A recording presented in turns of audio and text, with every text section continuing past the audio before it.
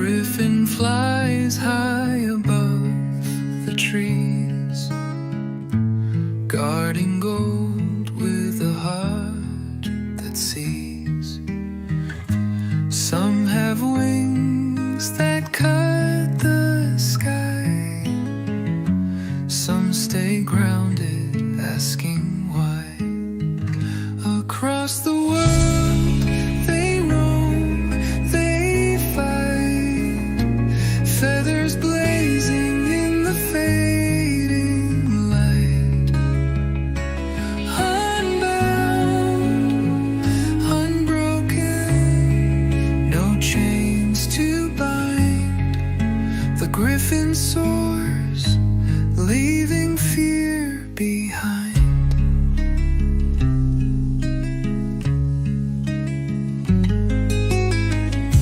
Shadowed caves where treasures sleep, they hear the whispers, secrets deep. Claws that carve through stone and flame. The Griffins cry, a call, a name. The wind it howls, the earth it shakes, the beast it rises, the dawn it wakes.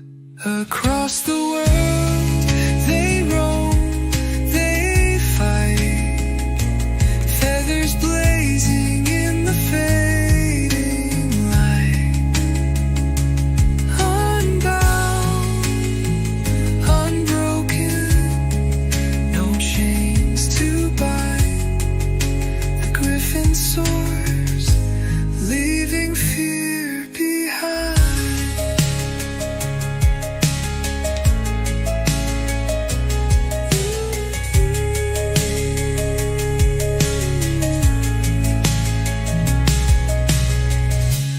Legends whisper of their flight. In dreams they glide through endless night. A myth, a truth, a tale untold. The Griffin guards the world's own soul.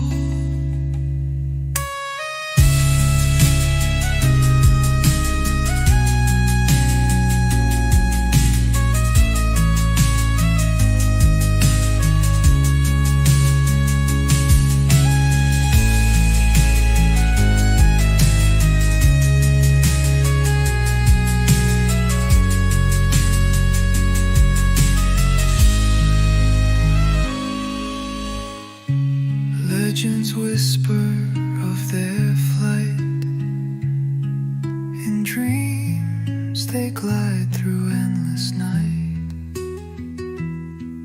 A myth, a truth, a tale untold. The Griffin guards the world's own soul.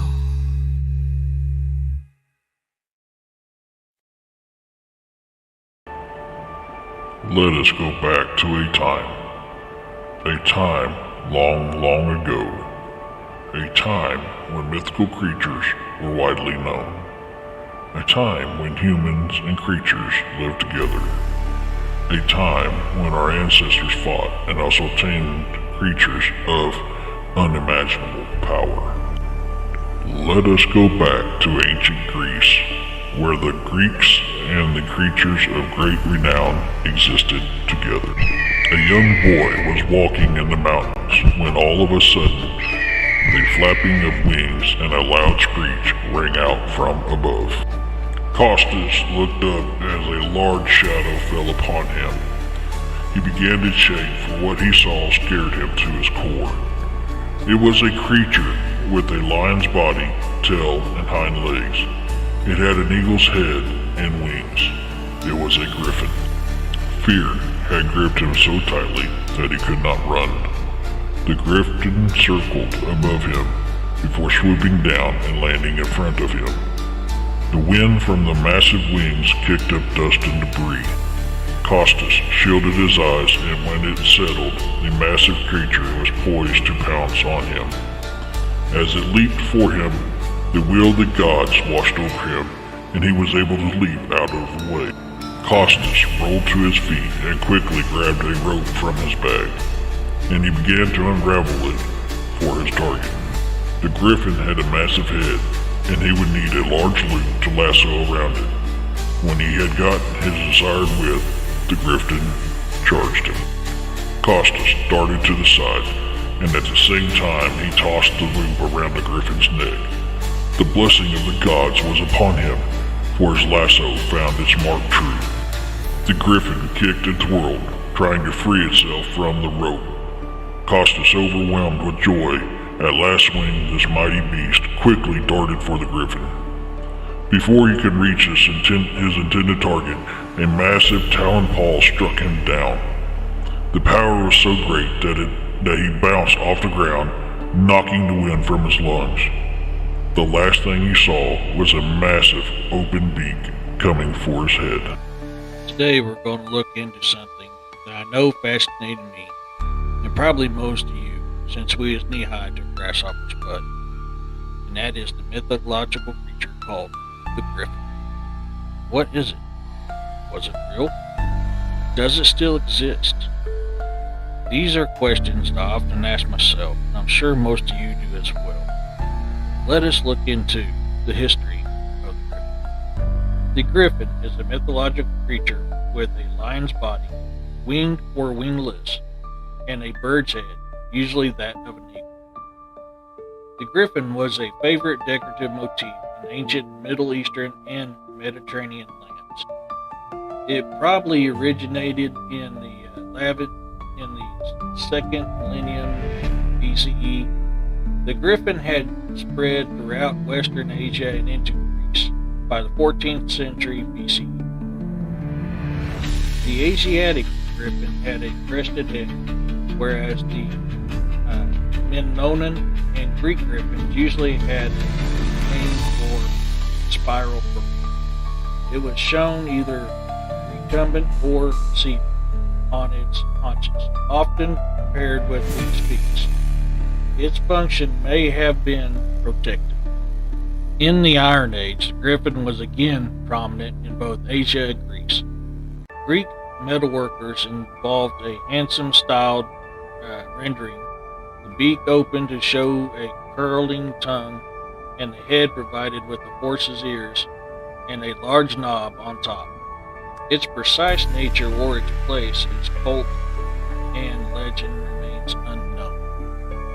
Greek mythology, body of stories concerning the gods, heroes, monsters, and rituals of the ancient Greeks and the classical antiquity. The myths and legends often explain natural events such as seasonal changes, help determine social and moral values, and deeply influenced ancient art and literature.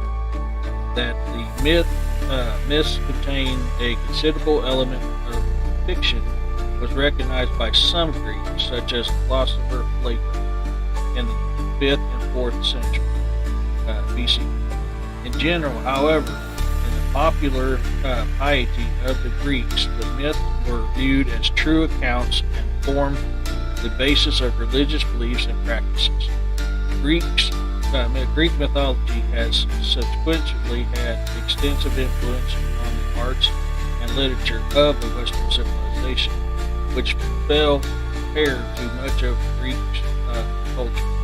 Poets and artists from ancient times to the present have derived inspiration from Greek mythology and have discovered contemporary significance and relevance in classical mythological themes. The meaning of the name Griffin comes from the Greek as we know, sometimes also spelled as Griffon or Griffon, has been largely obscured by time. There is a possible connection with the Greek adjective meaning hook or fin. Given the creature originated in Near East, the term may have a cinematic origins. Scholars have linked the Greek or Griffin to the Akkadian meaning blessing.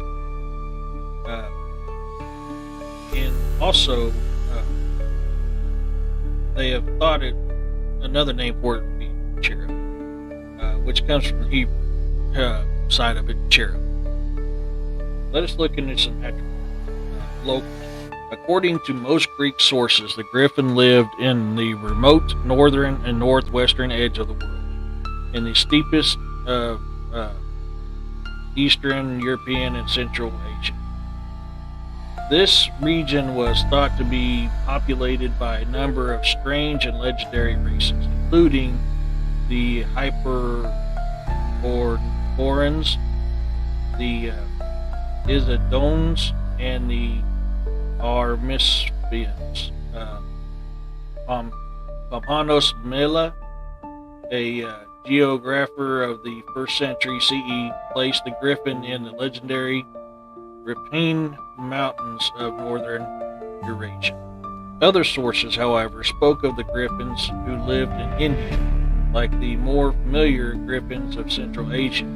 These Indian griffins also lived near gold deposits in the mountains. Considering what we've seen or heard so far, I'm not above believing that these things live probably worldwide. We're just known in these parts because there's multiple civilizations that talk about these griffins. So, I mean, I don't know what you guys think on that, but that's kind of where I'm at on this. Is there's probably more than one race of these things from around the world. Let's now take a look into the appearance and abilities. Griffins were described by the Greeks as a large hybrid creature having the head and wings of an eagle and the body of a lion. Aeschylus called them the sharp-beaked hounds of Zeus that did not bark. Pausanias reported a tradition in which they were also spotted like leopards, though he did not personally believe this to be true. The griffins of India were sometimes described as more detailed. These griffins were said to be about the size of a wolf, with the legs and claws of a lion, and a colorful plumage, black feathers across most of their body, red breast feathers, blue neck feathers, and white wings. A noteworthy description of the Indian griffin can be found in Philosophus' Life of Apollonius of Anya, where it is reported that the creatures are held in veneration as being scared to Helios, the sun, and the Indian artist, when they represented Helios' goat, 4 of them abreast to draw the image, and in the size and strength they resemble lions, but have this advantage over them that they have wings.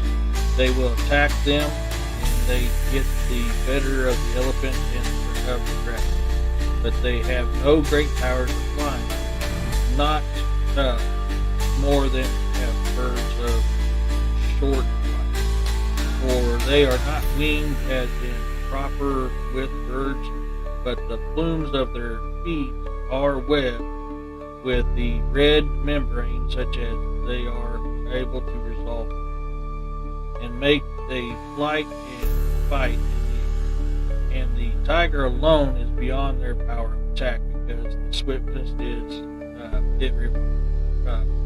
rivals the winds. Griffins appeared in Greek and Aegean art long before they were described in literatures, as early as the Bronze Age. They remained popular throughout the archaic 800 to 490 BCE and classical around 490 to 323 BCE. Typical features of the Greek griffin include pointed ears and a gaping back. They were also often depicted with a crest or a knob on top of their heads. Griffins were a popular decorative motif on bronze and pottery utensils, as well as armor. where they were sometimes shown in battle or in hunting scenes. Now let's take a look in the mythology origins. The half-bird, half-lion griffin came from somewhere in the Near East. Archaeological evidence points to an origin in Elam, a civilization that thrived in ancient Iran as early as the 4th millennium BC. From Elam, the creature spread across the Mediterranean, arriving in pre-dynastic Egypt by around 3000 BC. The griffin reached Syria in the 2nd millennium BCE, and Anatolia and in the Aegean not long after that. In Menonon, Crete, for example, beautiful griffins can be seen in the painted frescoes of the place of Panos around 1500 BC. In short, griffins found their way into Greek culture imaginations at a very early date. They also appeared in early Greek literatures. It was said that the first poet to write about a griffin was Hesiod, possibly as early as the 8th or 7th century BC, though we do not know the content of. Let's look at the griffins. The Greeks usually spoke of the griffins as a fierce creature who lived at the edge of the world and watched over large deposits of gold. Ancient authors told how the griffins' neighbors, a warlike, one-eyed race known as Armaspians, often set out on horseback to steal this gold. In antiquity, the main source for the myth of the griffin and the Armaspians would have been the semi-legendary poet Aristides of Proconsus. This Aristides claimed that to have traveled to the Far East, where he visited the griffin, the Armaspians, and their other fabulous neighbors. Though his once famous poem, the Armispia, no longer survives, several ancient authorities summarize its contents. This is going to be one of the quotes that was taken during this time from Armistides. These griffins fight for gold with the Arspaspi. Beyond the Isidones, the gold which the griffins guard, he says, comes out of the earth. The Armaspi are men all born with one eye. Griffins are beasts like lions, but with the beak and wings of an eagle. For me, these Armaspi sound very much like Cyclops. I mean, is this the birth of the Cyclops in Greek mythology? I don't know. Or is this another type of them? Because I know we've covered before that there was different types of giants. I also believe there was different types of Cyclopses. So this race very well could be a subspecies of the many different types of Cyclopses out there. If you study ancient history, the description of Cyclopses vary from location to location. So that's a possibility. I don't know what you guys think on that. Let's look at the pop culture aspect of this. Though similar creatures were known to many other ancient cultures, the Greek griffin has probably extracted the strongest influence on all the Western imagination. Griffins have operated in works of art and literature throughout history, including Dante Alighieri's Divine Comedy and John Milton's Paradise Lost. Griffins also feature in modern retellings of Greek mythology. In Rick Rodian's 2011 novel, The Son of Neptune, for example, the protagonist, Percy Jackson, are attacked by griffins while traveling in Alaska. Griffins have a long history of use in heraldry, and they continue to grace many crests and logos today. Some examples include United Paper Mill, the Vauxhall Motors, and Scania.